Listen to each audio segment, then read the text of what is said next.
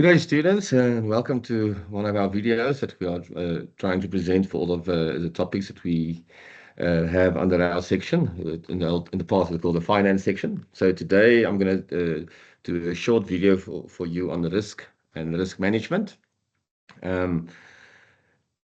What I can tell you, it's very, very popular. It has been asked in the ITC numerous times. I actually did a quick study just to see in the last 7 or 8 years, how many times it's been asked. I think the reason for that is it can be linked to so many other topics, especially strategy. And strategy, if I have a look at the last IIC that's been written in January, the strategy part is almost everywhere, especially since I think we are heading to a place where discussion part of the questions are usually 60% and calculations 40%. So I'm pretty sure at this stage you have been exposed to the risk questions or to this topic. And I think there might be a tendency that you can sort of wing this topic. Everybody can identify a risk. You don't need to be, very technically sound, as opposed to, accounting or a free cash flow valuation to understand those concepts. But I don't think that's a good idea. Risk,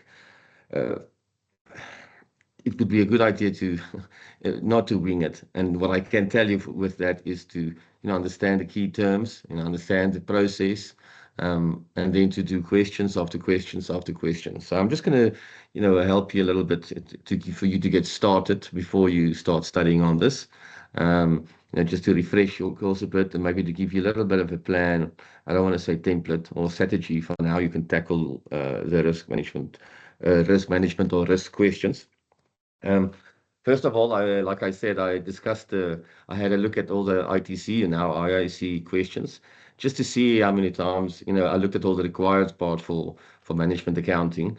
And if I can quickly show you, here's all the papers that we've had so far. I think I went back to 2018, and I've highlighted the parts in green, which was asked on risk. Okay, and you see that's quite a lot. 21 times it has been asked, and if you look at the number of marks that it's been asked, it is something that can make or break you, making you to pass or not to pass. I think also, like I mentioned before, it can be linked to several other topics, especially strategy. And maybe it shouldn't say this out loud, but it can sometimes be a nice filler, to round off a question, especially, if it's a rather large question in an exam, now that the papers are 120 marks per day. And you want to test if a student really understood what was the information that was given to him, almost like CMAS pre-scene, to see if you understand the background, the industry, the information that has been linked to that. And that's why I think it's so popular, why it's been asked so much over the past. So I quickly want to just discuss a few key terms with you, without the risk of going through to into too much detail. But I think it would be good to familiarize yourself with these terms. A risk appetite. So that is the level of risk you are willing to take on. Risk averse is to say, no, I'm totally against that. I don't want to take that. A more conservative approach. Risk neutral, it's neither looking for it or hiding from it, taking it on a little bit, until acceptable levels. And then risk seeking, higher risk relates to higher returns. Okay. Then that all depends on your risk tolerance. What sort of risk will you take on? How much can you tolerate? I think the word tolerate explains it so well. It's almost a definition in itself to say, okay, I can tolerate this amount of risk. Then risk capacity, it's the maximum level of risk you can tolerate. So it sounds, simple, but I think that it can also be linked to, usually when we give you an NPV investment decision. So to take that on, and then on a quantifiable basis, you can say, yes, accept project going forward. But then there's other factors at play, of other risks at play. And what sort of risk will you take on? Even though it might be a good investment, is the risk worth the benefit or not? And how much can you tolerate for that? And that depends on your risk culture. So that's your attitude towards risk. Are you taking risk on or you're not taking risk on, what is your attitude towards that, the risk culture? So that can also be part of your, like I said, linked to strategy a lot, your vision and the mission of a company and the strategy that they take on. Then I think this is the important part, is inherent risk, okay, and residual risk. So inherent risk is a level of risk that exists before any action has been taken on. Any action or control has been exercised over that risk. That's the inherent risk. The residual risk is the level of risk that remains after control or action. Okay, so to think of an example, it might be something like, let's say, a company that outsources its data storage. Let's say like if you use Gmail, it's stored on their servers. Okay. So there will be that risk that there will be data breaching and somebody can hack their accounts and get access to the sensitive information. That's the inherent risk. There will always be a risk because your information is on the cloud. The residual risk is to say, okay, I've exercised some control actions or mitigations over that risk. For example, encrypting the emails with passwords and firewalls, etc. Now, there's still a risk that somebody can hack that account and access that information, but now it's a bit lower because of the action or control you have taken on. That is residual risk. So that if you understand that concept, that's I think quite important. Then, with regards to the risk management process, is to identify the risk. I'll get back to that now. Assess the risk. That's the likelihood or the impact. Very, very important. I'll touch on that again now. And then your response to that. That is the TARA framework to say, okay, if it's high, likely, almost like a matrix with regards to likelihood and impact and how you respond to that in terms of your strategy or your appetite with regards to risk. So identify risk. How can I say this? I think what might have happened in the past is that I want to always refer back to the students that almost like wings it because you can identify the risk to say, okay, I don't need to study for that because I can identify the risk that's being asked. And there's sort of been a thing that, in third year and probably CTA or honors level, the identification of the risk is not really asked that much anymore, but rather mitigations or the explanations of the risk. That, however, I found was quite interesting, was not so true with regards to the ITC questions. If I had a look at all the requireds here, they actually asked a lot about identifying risk because that, that sort of explains to me as the examiner that you understand what is involved with this company within that scenario. So that don't just think, okay, no, to identify the risk, I can just wing it. That's not it. You need to practice that. Okay. Then this part is almost my most important part. Here's where the exam technique, sort of comes in as well, is assessing the risk. Okay. And we assess the risk, okay, based on the likelihood and the impact. Okay. So something can have a low likelihood, but a very high impact. Okay. And something can have a high likelihood, but it's not such a big impact. So for an example, if we stick to that data storage example that I used, after the controls, the likelihood of, accessing sensitive information, if it's stored on a proper third-party thing, is quite low that will happen, but the impact is incredibly high if sensitive information gets released. So to understand those two words, likelihood and impact, whenever you tackle a risk question, those two words you should always try to measure it after you've written down a sentence, is to say that I touch on the likelihood and the impact for that. Something to say with a low impact but a high likelihood. Yes, I'm struggling to think of an example, but say a high likelihood would be to say, I'll think of an example before I get there. But then the response to the risk. So luckily, Tara has made us a framework, which I think explains it very well. I'm going to show it on the next slide, in how to respond to how is the company or your response to the risk is based on the Tara framework. So if I can quickly go to that, okay. So you see when the likelihood goes up, okay, and the impact goes up. So let's say high impact, high likelihood, avoid. Okay. So an example of that would be you can't open up a wine farm in the Amazon because the likelihood of the weather conditions not being there would be very high. The impact, if you invest all the capital in putting up a wine farm, would be high. So let's avoid that. Okay. Transfer to say, okay, the impact is very high, but the likelihood is low. That is the example that I just used about the data breach. Let's say in that. So what we are looking for is to see how you respond to that. So again, be very careful on how you read the required. Really take your time.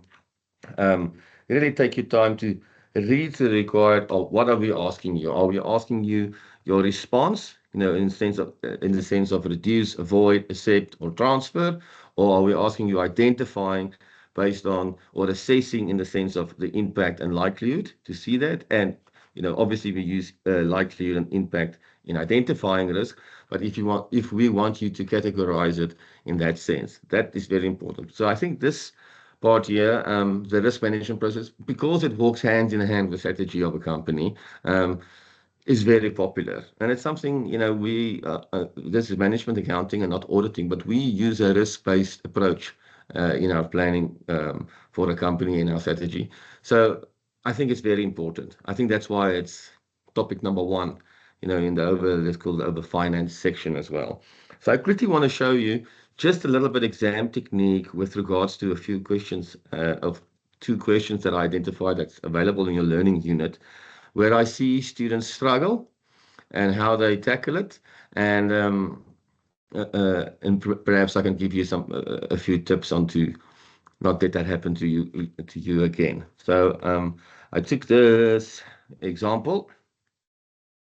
Okay, I've just put down the solution. Okay, again, I want to tell you there's a difference between a solution and a mark plan. A solution is for studying and academic purposes, and a mark plan is for making sure that the marking is consistent and consistent amongst all markers, so that the marks can be consistent and we can make sure that we give the same mark for the same place. So what I've seen in the past, in this question, they asked to identify the risks of this company. Okay. What I've seen in the past, what happens is that students think that they earn marks for a lack of a better word, for categorizing the risk. For example, political risk, forex risk, forecast, regulatory risk. What else do we have? Your control risk, skills risk, quality risk, logistical risk, opportunity cost. But based on a mark plan, you won't get any marks if you identify there is a political risk. Okay. But before you get disheartened with regards to that, because you know all of this by heart, and you can feel you feel you can identify political and forex risk. I want to show you, for example, in this scenario, political risk, has 5 available marks for that. So I always want to say, you must extract as much marks as possible under each category. Okay. So when I do a risk question, what I do is I take 2 minutes and just plan a little bit ahead and see if I can identify this. I don't even have to write it down on my answering sheet. Identify the categories of risk and see how much marks I can extract for that. And the way to do, especially in identifying risk scenario question, is to look at likelihood and impact. Okay, so you've got to touch preferably both, or at least on one of them for you to earn a mark. So if you just say political risk, they operate in a volatile, political, unstable economy. That is not going to give you the mark. We need to see the impact or the likelihood. Okay, so it holds a risk for the group with respect to recoverability of investments derived, or it can impact profits with regulations or repatriation restrictions. That is the impact. Okay, in this question, this 1.1, the impact is here. It would be recoverability of investment profits. So that is what the marker would be looking for. Okay.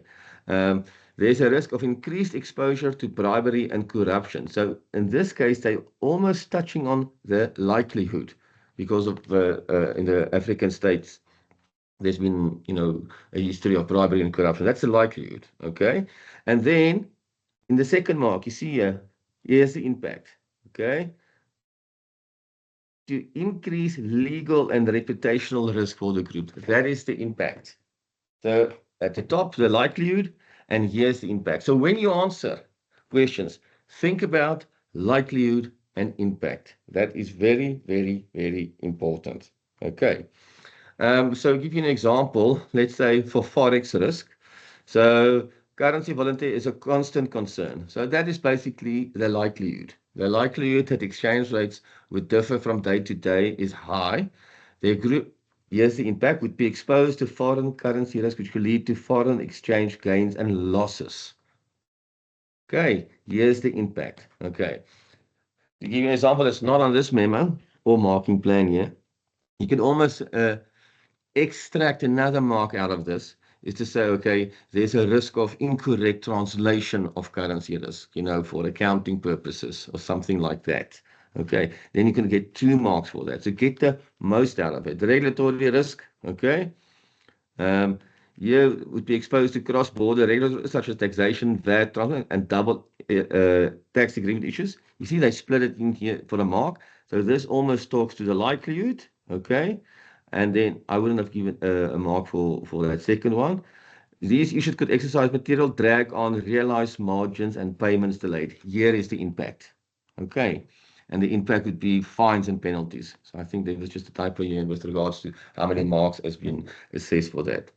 So my advice for you in identifying the risk question, and do not think it won't come up. It will come up. Okay. It is very popular. Is to take 2 minutes before you start. See if you can categorize the risk, okay, by identifying just the categories. See how much of marks you can extract from a category by talking to the likelihood and the impact, okay. And a good tip would be is that high likelihood and high impact risks is easier to identify. So because the likelihood is high and the impact is high, as I explained by the Natara framework, you can. I would put those first, put your best foot forward to see that's easier to identify, and then you make sure you earn the marks. Okay. What I also want to show you here, you see the maximum mark here is 14, including these 2 marks for the PVAAs. I think here we have 1, 2, 4, 7, 9, 11, 15, 17, 19 plus 5, 24 marks. So there's 24 marks available here for you, and you only need to get 12 to get 100%. So risk is actually an opportunity for you to gain marks. Okay, especially if you follow that. And don't be hesitant or afraid with putting down something that you think, oh, this might not be the right one, because an exam question and an IIC question goes through extensive reviews. So lots of examiners and input is received from somebody, from other lecturers and other academics, and they might identify a risk. So for risk questions, easy to gain your marks. Then I quickly want to show you something with regards to the a mitigation part here. So this is another question where they identify to, let's call it, categorize it, the risk factors, and then explaining them. Explaining them again would be with regards to likelihood and impact. But what I want to talk to you with regards to is the mitigation part. So I was quite surprised, having looked at all the previous risk questions in IIC, that hasn't come up as much as identifying the risk as I would have expected. So that can be one of 2 things. I think, I do think, know that SAICA has talked about, they can, test the critical thinking and your creativity or your innovation with mitigations. They can maybe test that as well. So it's not to say that mitigations won't come up. Mitigations, can test some of those PVAAs, which is where SAICA is heading now. What I can tell you about mitigations, make sure that your mitigations is realistic and practical. Okay, that is the two you should keep in mind with realistic, with regards to mitigations. Keep them realistic and practical. There is, let's call it the low-hanging fruit, and some that you can maybe, learn by heart in the sense of, let's say, foreign exchange losses. You should know at this point in time that, taking out currency contracts to make hedging it with currency contracts or something like that. But I think it's a good place to test to see if you can, be creative and innovative while still being realistic and practical. Okay. So, and again, I think this question, or the maximum for this question, I didn't include that here, was around about 20, and the available marks here is 24. So, to recap, in tackling a risk question, take 2 minutes to plan, okay? Categorize it, identify it based on likelihood and impact. Okay, put the high likelihood and high impact risk first. I think that's easier to identify, and understand how to mitigate it if mitigations is asked with regards to being that it's realistic and practical. So I just have another slide here that I just included after I've done this little thing. I'll just be slow with regards to these questions. This is how it's been asked in the past. As I said, just one extra thing I want to maybe include for you here as well is that strategy is so linked to risk that you must be careful in a strategy question that when we ask a strategy or consider other factors, it's not just to think negative. Okay. So in this, just for an example, let's discuss the key strategic risk and benefits, but they could discuss the key considerations in a decision to invest in drones. For a strategy question, you always also need to think about the positive attributes, the benefits as well. So this is the way it's been asked in the past. I'll just pause a little bit so you can maybe have a look at it, but it's all on SAICA's website, the previous past ITC or IAC now questions. And then with regards to, took me 2 slides, I'll just keep it here for 5 seconds so you can pause and make sure that you understand that. Again, take your time in the required to see what is asked. Okay. So, for example, describe 4 business risks relating to the granting of credit. So it's about the granting of credit. It's the credit risk. So now you need to think about what's related to the credit risk. Okay. Okay. And then control to mitigate the risk. Okay. So you see here is a control. It has to be a control to mitigate this risk. So it's asked identifying and then mitigating. They have already categorized it for you. Okay. But I think a risk is the easy place for you to gain some marks and do questions. Okay. Do questions. And then I think it's a good idea to, especially as you go along with all the topics that we are presenting on this year, is to refer back to the risk and to see where, oh, yes, the risk question, although it's part of that topic. Risk should always be part, in the back of your mind, along with strategy, as you do other topics as well. So I hope this has been helpful for you, and then good luck with the rest of the year, and good luck with your studies. Thank you.